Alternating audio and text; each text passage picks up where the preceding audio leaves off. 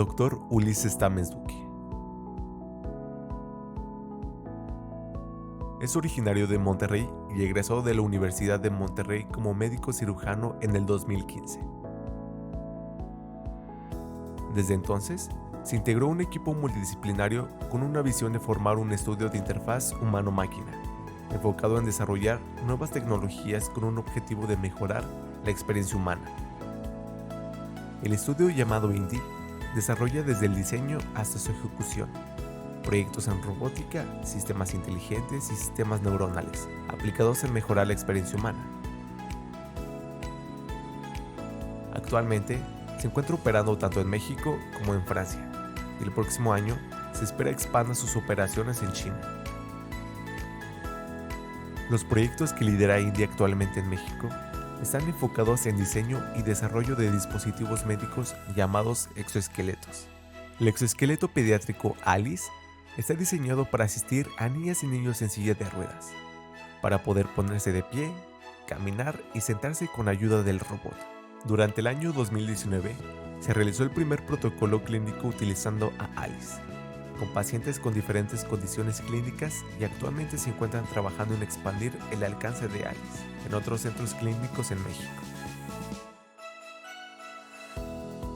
Mezclando la ciencia, el diseño, la medicina y el arte,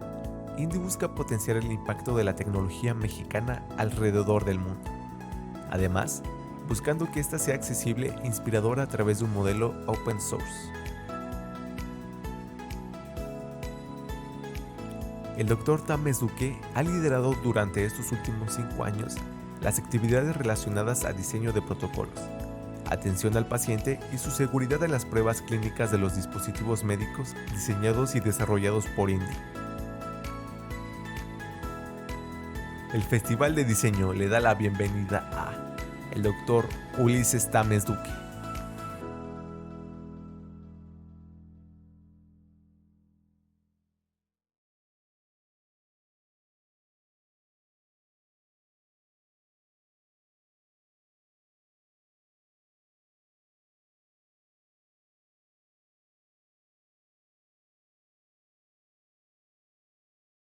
Bueno, principalmente quiero comenzar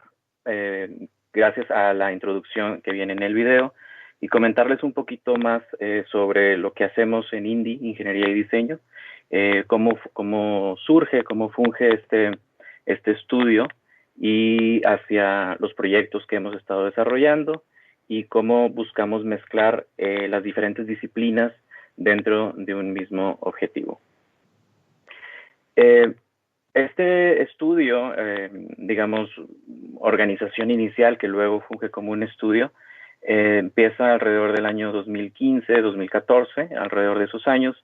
y básicamente nuestro objetivo es buscar crear desarrollos tecnológicos, científicos, artísticos que tengan y generen un impacto en el ser humano.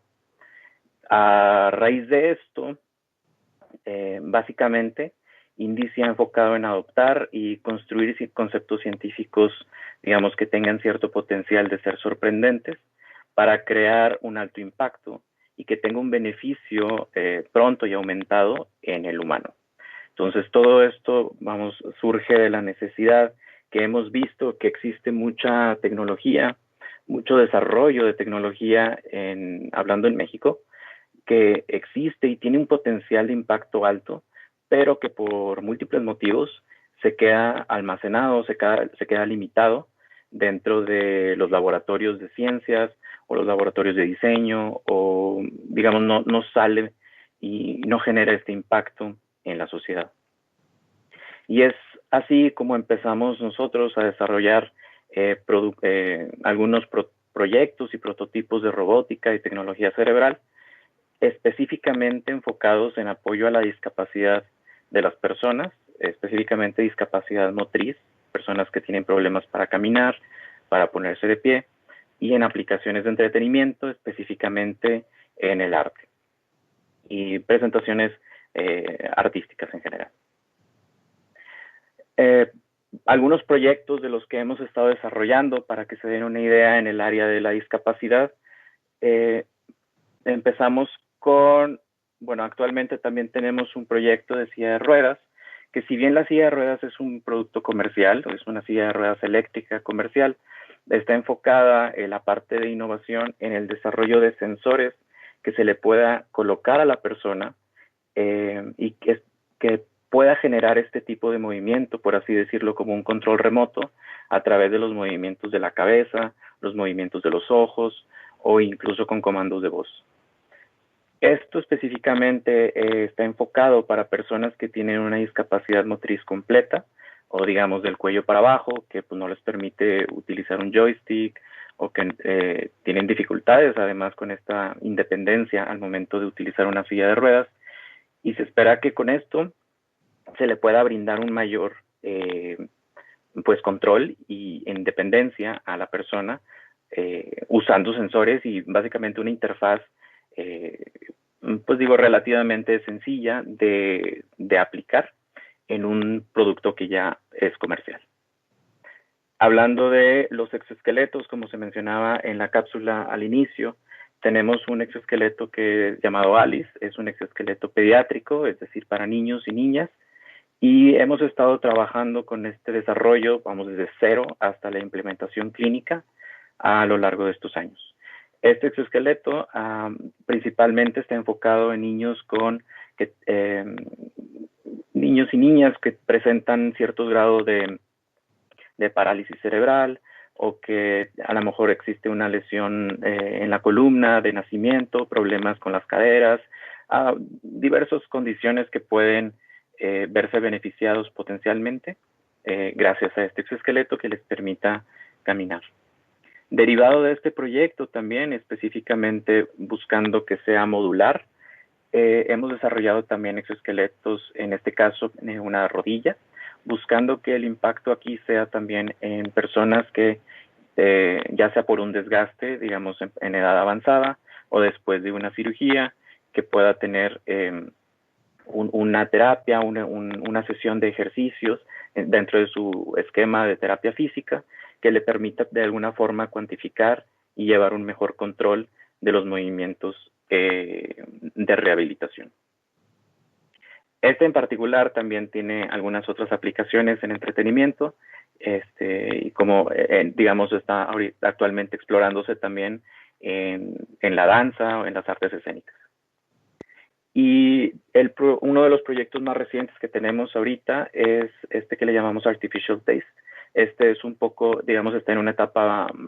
inicial, todavía no está tan madura como los otros proyectos, pero el objetivo de este proyecto es desarrollar también un prototipo funcional que permita generar el sentido del gusto de manera artificial a través de sensores colocados en la lengua. Sí, disculpa. Se quedó en la primera diapositiva, no avanzó. Ah, ok. A ver. Gracias. ¿Ahí se ve? Sí, ya se ve. Ok. Entonces, como les comentaba, estos proyectos son los que estamos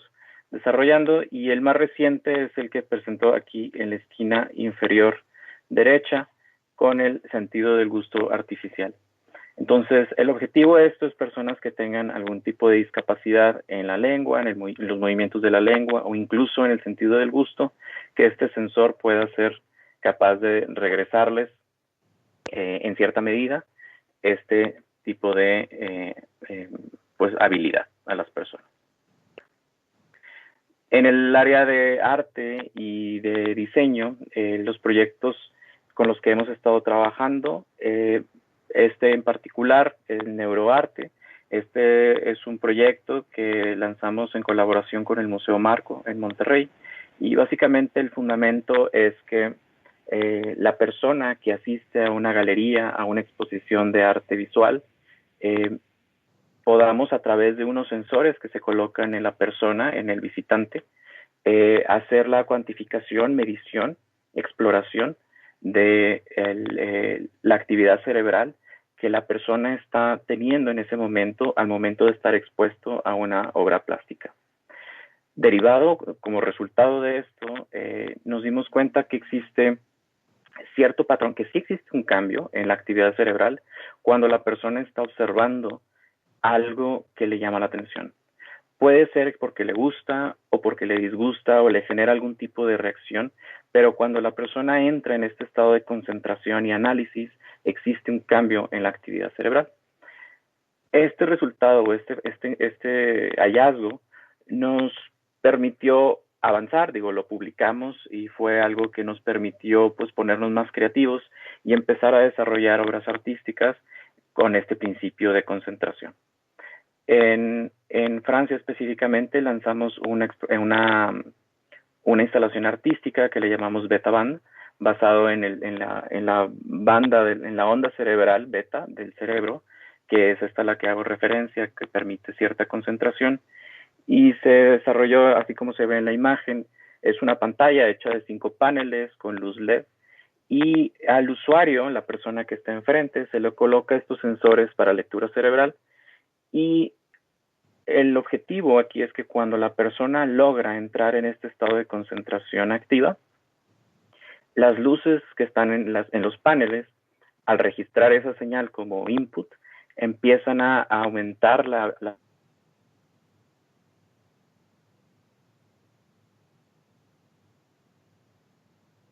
que la persona logra tener con este sensor. Esta presentación además nos sirvió como punto de partida para luego ir un poco más ambicioso en un evento, es un evento social que le llamamos Neon Sci-Fi. Este Neon Sci-Fi básicamente versión neuro. Tomamos lo aprendido anteriormente de todos estos proyectos y además de la instalación artística que ya se realizó con Betaband, decidimos hacer 4 más. Y cada estación, digamos, toma como fundamento lo aprendido en los proyectos anteriores de concentración, y el principio es el mismo. Hay un usuario, se pone la diadema, el dispositivo de lectura de ondas cerebrales, y existe una retroalimentación por parte de luces, sonidos, pantallas, que de acuerdo al nivel de concentración o de actividad cerebral puede generar ciertos patrones de onda, como se ve en el lado izquierdo en esta pantalla, o bien patrones de luces que cambia el color de acuerdo a la actividad cerebral que se está generando a través de estos sensores. Y bueno, algo importante a considerar aquí es que, pues digo, todo esto sale solamente y gracias a colaboraciones con diferentes centros, incluso nosotros como estudio, con otros centros específicamente científicos, y buscando recuperar la mayor evidencia posible de las cuestiones iniciales en los dispositivos humano-máquina, pero después también en donde, pues digamos, en dónde proyectarlos o cómo llevar esto, que no se quede en una experiencia para nosotros, y cómo llevarlo esto a la comunidad en general, a que las personas lo puedan experimentar, vivir, ya sea de forma de entretenimiento, como en las obras artísticas que mencionaba, o bien como en los exoesqueletos que se mencionaban al principio, en apoyo a la discapacidad o en la silla de ruedas. Y específicamente hablando de los exoesqueletos, a través de los años, este ha sido como uno de los proyectos, digamos, que hemos tenido desde el inicio hasta la actualidad, y hemos ido creciendo junto con ellos y hemos podido experimentar diferentes tipos de impactos en la comunidad gracias a los desarrollos tecnológicos relacionados a estos robots. En el 2014, que es todavía una etapa temprana cuando estábamos haciendo exploración en estos sistemas en el laboratorio de robótica, empezamos a trabajar primero con sensores, que son como las cajitas que están aquí en el centro, y bien no es un exoesqueleto, digamos, que nosotros hicimos, sino es un exoesqueleto comercialmente disponible. Para adultos, digamos, esto ya es una realidad, existe de forma comercial en el mundo. Sin embargo, pues tienen un alto costo y el mantenimiento es delicado. Simplemente el tenerlo y el utilizarlo involucra una inversión inicial significativa y de mantenimiento. Entonces, como estábamos viendo y trabajando con estos dispositivos, fue para nosotros, digamos, algo natural decir, oye, es muy complicado trabajar con un dispositivo comercial que es restrictivo, vamos a hacer el nuestro. Vamos a empezar nosotros a tomar el punto de partida de hacer el nuestro para pues, que nosotros podamos utilizarlo y trabajar con él de una forma más fácil. y además hacerle mejoras o cambios en los sistemas electrónicos o motores o cualquier cosa que sea necesario. Y fue así que en el 2016 empezamos a trabajar con exoesqueletos para adultos y hicimos varios modelos, varias versiones. En el estudio, aquí este en particular tiene un control adaptado digamos, en un bastón, un joystick, y ese es, digamos, el control remoto que permitía modificar el exoesqueleto. Fue a partir de este desarrollo, de esta campaña, que a través de redes sociales y la comunidad en general existió mucha inquietud de las personas que veían que estábamos trabajando en esto, en decir, oye, ¿y para niños? O sea, yo tengo un primo, yo tengo un hijo, yo tengo un vecino que tiene un niño con discapacidad, digamos, mi hijo está en un centro de rehabilitación, ¿no podría esto funcionar para niños? Y fue aquí que empezamos a desarrollar e involucrarnos más con el desarrollo de exoesqueletos para niños pediátricos. Y es aquí lo que quiero platicar un poco más el día de hoy, de cómo este proyecto en particular de exoesqueletos pediátricos nos ha llevado a tener un impacto significativo a nivel social, pero digamos también científico, tecnológico, ahora también en la medicina. Y este exoesqueleto pediátrico en concreto lo llamamos ALICE. Y una cosa que vimos además es que, además de que la gente decía, oye, pues, me gustaría que esto lo pudiera usar mi hijo o mi sobrino, mi nieto, existe una gran cantidad de niños a nivel mundial, no solo en México, pero incluso en Latinoamérica, que podrían verse beneficiados de este exoesqueleto. Y es a raíz de este principio que dijimos, hay que hacerlo open source, hay que hacerlo de código abierto, en el sentido que podamos generar un impacto acelerado al no depender exclusivamente de nosotros o de lo que hagamos o no hagamos nosotros en desarrollar una tecnología de este calibre, sino que se presente y tenga acceso, digamos, personas de distintas áreas, de distintas disciplinas, que pudieran participar en el desarrollo de su propio exoesqueleto, ¿verdad? No necesariamente como parte de INDI, pero que sean proyectos personales, individuales, de preferencia en equipo multidisciplinario, y que puedan llevar a cabo estos desarrollos propios. Por nuestra parte, en INDI, con ALICE, nosotros tenemos tres factores importantes a considerar aquí. Uno es que estuviera enfocado en la pediatría, que estuviera enfocado en los años iniciales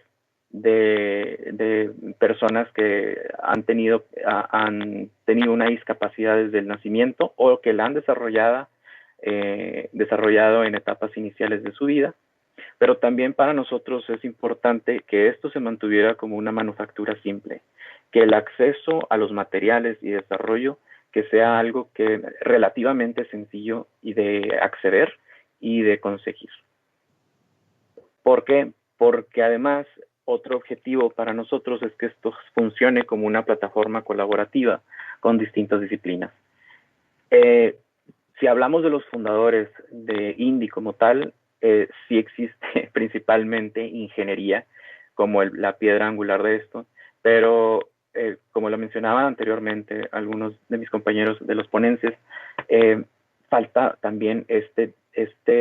componente del diseño. Y no nada más un diseño mecánico, pero también un diseño ergonómico y un diseño industrial para el desarrollo completo de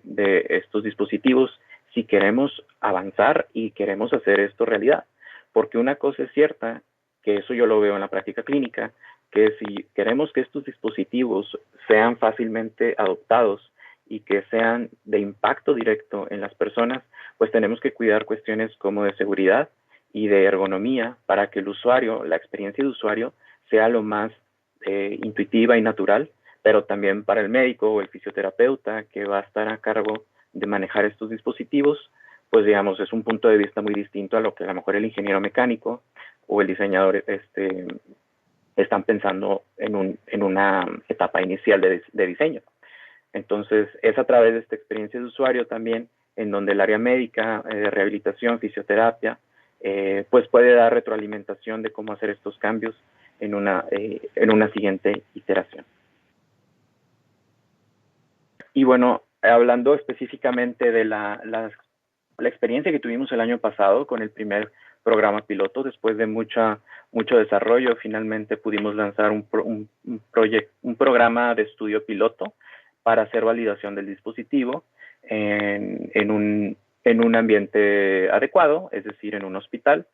con los pacientes o los usuarios adecuados, que son pacientes que cuentan con alguna discapacidad. Este proyecto lo hicimos en colaboración con el Tecnológico de Monterrey, el Laboratorio de Robótica del TEC de Monterrey y una red de apoyo, Reasiste, y para la ciencia y tecnología de España. La sede principalmente fue en la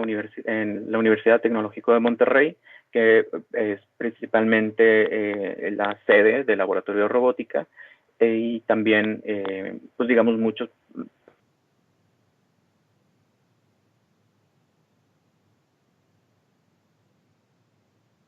en donde pudimos hacer parte del desarrollo y también, digamos, a través de las personas que están involucradas en el equipo, donde pudimos hacer las primeras pruebas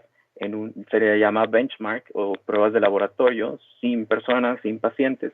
para ver precisamente estos detalles, uno de movimiento, pero también de la ergonomía y seguridad del dispositivo. Personalmente, yo participé también en esto, en poner cuidado y atención que los movimientos que el dispositivo está realizando que sean acorde a la función anatómica de una persona promedio. Es decir, que la rodilla tiene un tope, es decir, se mueve de 0 grados a 90 grados idealmente, pero si le haces en la dirección equivocada, pues vas a generar un daño. Entonces, es en esta etapa inicial en donde todos los puntos de vista de distintas disciplinas toman fuerza. Además, en la cuestión de seguridad y ergonomía, las piezas de plástico son necesarias que estén cubiertas con una esponja, cuidar los puntos de presión, los puntos en donde puede generar a través del movimiento ciertos roces, pues cuidando que sea cómodo y ergonómico para el usuario. Otra cosa que quiero mencionar aquí es que bastantes de las piezas, como pueden ver aquí las piezas naranjas, incluso estas negras que se ven aquí, todas estas están principalmente impresas en 3D. Son de plástico, por decirlo de una forma muy simplificada, y principalmente el exoesqueleto es piezas que son impresas en 3D, acrílico, y los perfiles, es decir, como los huesos, por así decirlo, del robot, son perfiles de aluminio, y eso es principalmente lo que da la estabilidad. Esto permite, además, de hecho aquí se ve en el video, estos perfiles de aluminio nos dan también la flexibilidad de que si el paciente tiene una altura diferente al previo,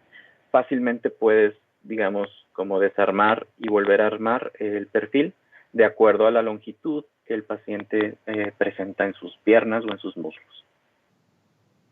Este estudio, esta prueba, la realizamos en el Hospital Zambrano de León, ahí en Monterrey, Nuevo León también, y al iniciar primero, digamos, antes de ir de lleno con personas con discapacidad, se hicieron pruebas con sujetos voluntarios, niños, niñas voluntarios, que no presentan una discapacidad, para hacer estas primeras pruebas de manejo, de control, y poder tener una aproximación dentro del ambiente correcto, que es el centro de rehabilitación, de cómo será esta interacción, digamos, con los pacientes que tengan una discapacidad. Aquí, si se fijan, todavía no tiene las cubiertas que luego diseño realizó para hacer las cubiertas de los motores y del sistema de electrónica en la parte de atrás. Aquí se ven los arduinos y los cables conectando todos los sistemas. Y otro factor importante que todavía es un reto, incluso en la versión actual de Alice todavía es un reto de diseño de cómo hacer esto mejor. La batería con la que funciona el dispositivo es bastante pesada y esto es igual en los exoesqueletos para adultos. El reto aquí es que como es un niño, digamos, su peso corporal es mucho menor, y si bien en el adulto poner la batería en la espalda, esto normalmente va en la espalda del paciente, genera un desbalance y un contrapeso importante, y sobre todo si estamos pensando en que es una persona que se le dificulta mantenerse de pie, que se le dificulta mantener un equilibrio, pues esto, con fines prácticos, decidimos sacarla de la ecuación de lo que es el exoesqueleto y mejor ponerla en esta mesita, donde también está el ingeniero con su laptop controlando el dispositivo. Este paciente aquí tiene un compromiso de movimiento completo de la cintura para abajo, dependiente de una silla de ruedas, pero también se hicieron pruebas con pacientes que tenían una movilidad no completamente comprometida en la parte inferior de su cuerpo. Es decir, por ejemplo, este paciente, digamos, es capaz de tener una marcha, sin embargo, la marcha no es, digamos, la promedio o la esperada para el movimiento rítmico apropiado, por lo cual entonces también se puede ver beneficiado de este dispositivo. Aquí, por ejemplo, uno de los factores importantes que nos dimos cuenta en el movimiento del dispositivo es que los pies, a pesar de que todo lo demás sí estaba bien ajustado y se mantenía firme durante el movimiento, pues aquí nos dimos cuenta en la experimentación que pues, los pies también requerían un acondicionamiento, pues sí, sujetarlos de una forma más específica o, digamos, puntual. Y bueno, va de nuevo a diseño, ¿verdad? Entonces, a través de las pruebas que se hicieron con todos los pacientes, pues fueron bastante exitosas, fueron bastante positivas para los pacientes, para los familiares de los pacientes y los papás sobre todo. Y el poder ver esta experiencia para nosotros, digo, para mí como médico, obviamente, pues es la interacción directa de ver cómo pues algo en lo que se participa un equipo grande puede concluirse, puede llegar a su objetivo final, pero yo creo que aquí los que más se llevaron una sorpresa, porque a lo mejor no tenían el antecedente clínico, pues son los mismos ingenieros y los mismos diseñadores que pasan mucho tiempo en la computadora, que pasan mucho tiempo en este proceso pues creativo, pero que a lo mejor digo, en este caso, pues no habían tenido la experiencia directa de hablar o interactuar con los familiares o con los niños, ¿verdad? Entonces, el incluir a los diseñadores, el incluir a los ingenieros también en esta etapa final, que es la implementación directa con los pacientes, genera un cambio importante de mentalidad y de visión de, ok, o sea, para esto esto es el propósito, esto es el objetivo y esta es la forma en la que llegas a crear este impacto,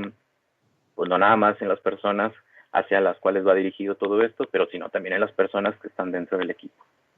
Aquí, como nota, rescatando lo anterior, aquí ya se le pone una solución a los pies de ajuste. Y no sé si se distingue, pero son piezas igual, impresas en 3D del mismo producto del que tenemos aquí arriba, y es igual la esponja y son correas de velcro y broches. Entonces, esto también el equipo de diseño pues se lució porque fue una solución que prestaron en un día. Realmente es algo que no requirió una inversión adicional, fue una solución práctica, fue una solución apropiada también y que nos permitió seguir con las pruebas de una forma exitosa. Aquí en estos videos vemos no puedo poner los dos, pero bueno, vemos uno de los pacientes que mencionaba anteriormente, que son completamente dependientes de una silla de ruedas, haciendo sus primeras pruebas. Si bien es verdad que también el dispositivo puede generar este tipo de apoyo y de movimiento, un factor importante también aquí es considerar del lado del paciente. Él naturalmente y obviamente tenía ciertas reservas, cierto temor.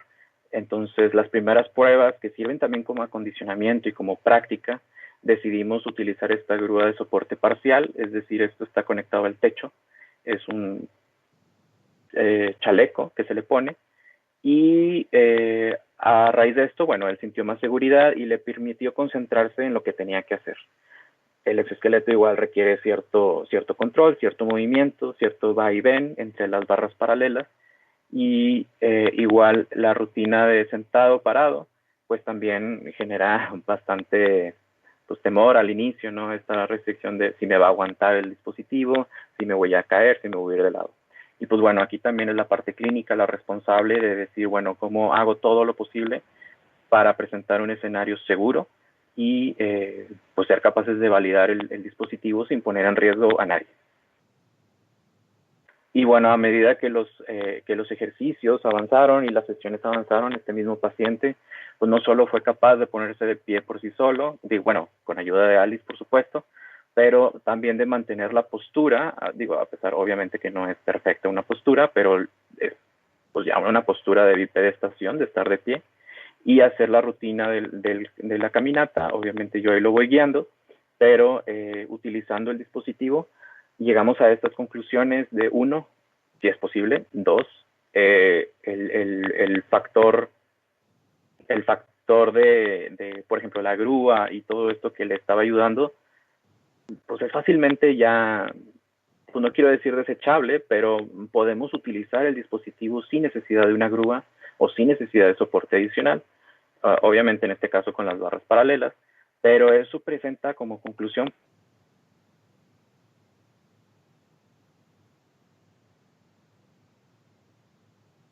desarrollo y de mayor perfeccionamiento, puede fácilmente ser escalable y alcanzable a muchos tipos de pacientes a nivel nacional. Obviamente estamos con la mentalidad en México primero. Y otro factor aquí importante es lo que les mencionaba, que pues bueno, una cosa es el crecimiento, pero más importante es el compartir. Y a través de este proyecto, este programa de Alice Open Source, estas son las siglas en inglés, de código abierto, Open Source Exoskeleton Program, eso como le hemos llamado, hacemos, pues digamos, una invitación a diferentes profesionistas, a diferentes niveles. Hay alumnos de preparatoria, de profesional, de maestría, doctorado y gente que pues, se dedica de lleno a la investigación en diferentes partes del mundo, en distintas disciplinas, ya sea medicina, diseño, ingenierías, que buscan de una manera recrear sus propios ALICE, en generar sus propios avances. Algunos estudiantes de maestría y doctorado dicen, bueno, pues lo voy a construir para hacer mi tesis basado en esto y proponer algo distinto que se pueda implementar en este tipo de dispositivos de exoesqueletos. Tan así ha sido esto que tenemos la experiencia con un centro educativo en Sinaloa llamado Quali. Ellos mismos fueron los alumnos, los mismos alumnos que decían, oye, es que tenemos un compañero que está en silla de ruedas y pues queremos hacer un proyecto específicamente pues para él. Entonces fue la primera etapa con el ingeniero que estaba a cargo en ese momento para ayudarles con consultoría y toda esta primera etapa que es de desarrollo, lo separamos en dos etapas, ingeniería y luego clínica. Y esa fue la propuesta durante un año que estuvimos trabajando junto con el centro, igual conmigo aquí con las juntas de seguimiento, y pues ahorita vamos como a la mitad. Debido a lo mismo del COVID y todo esto, pues bueno, se interrumpió el proyecto, pero seguimos en esa etapa de llegar a implementar esto en el DIF Sinaloa. Y bueno, esto solamente es posible y rescatando un poco la idea de lo que es un equipo global, no solamente un equipo global en tantas disciplinas como en distintos niveles de especialidad o niveles académicos, pero también en el mundo, ¿verdad? Entonces, tener esta apertura y capacidad de pensar en cómo podemos beneficiarnos en distintas áreas o de distintas disciplinas, pues creo que para nosotros ha sido lo más importante y lo que nos ha permitido, independientemente si es algo artístico, si es algo científico, si es algo tecnológico, cómo llevar esto también a que llegue a la gente, que sea algo útil, porque si bien puede generar mucha información científica, publicaciones científicas, congresos, tesis y cosas como de este calibre, también es importante aterrizarlo en vamos a hacer algo que sirva, ¿verdad? Entonces, principalmente en este sentido, ahora, actualmente estamos expandiéndonos ya tenemos actividad en Francia y estamos empezando con actividad en China, pero para nosotros sí es importante el seguir con los proyectos en México y Latinoamérica, específicamente estos que tienen que ver con discapacidad motriz, para llegar y cumplir seguir promoviendo y prolongando este mensaje de ayuda y también de que hay algo que hacer. Específicamente con el tema de la discapacidad física, durante mucho tiempo, y esto va de la mano con innovación y lo que decían anteriormente, que es, decía la doctora Marta, dice, diseñar es pensar en que las cosas pueden ser diferentes. Y yo creo que si hay alguien aquí que tiene algún familiar o algún amigo con discapacidad motriz, creo que podría fácilmente concluir que hay poca innovación. Incluso a estas alturas de la vida hay muy poca innovación empleada en las personas que tienen una discapacidad física, incluso cognitiva, visual, auditiva. Y pues bueno, creo que este es un área en donde hay mucha oportunidad de crecimiento, hay mucha oportunidad de desarrollar algo que genere un impacto, y es algo que a veces por múltiples razones, pues no se le da prioridad. Como lo decía Rubén anteriormente, decía, bueno, pues es que es vender, vender, vender, ¿verdad? Entonces, y más en Latinoamérica, yo creo que desde las escuelas se promueve mucho el cómo vas a vender esto, o a quién se lo vas a vender, y rápido, o sea, cómo vas a sacar dinero y explotar esto. Entonces, creo que sí es importante reforzar en la etapa de educación, a todos los niveles, pero específicamente en la parte de educación superior, en la parte universitaria, en los estudiantes, de que lo que uno estudia, o su carrera, su disciplina que eligió, son las herramientas básicas, son las herramientas elementales, y es el punto de partida, no es el fin. Una vez que terminas, no es, bueno, ya lo sé todo y ahora sí ya cobro. Entonces, es simplemente cuáles son mis herramientas básicas que me van a servir en un momento ideal para complementar un equipo que vaya de acuerdo a mis ideales, que vaya de acuerdo a mi plan de vida, a mis gustos, para generar o crear este impacto mayor y esta influencia todavía que se puede exponenciar,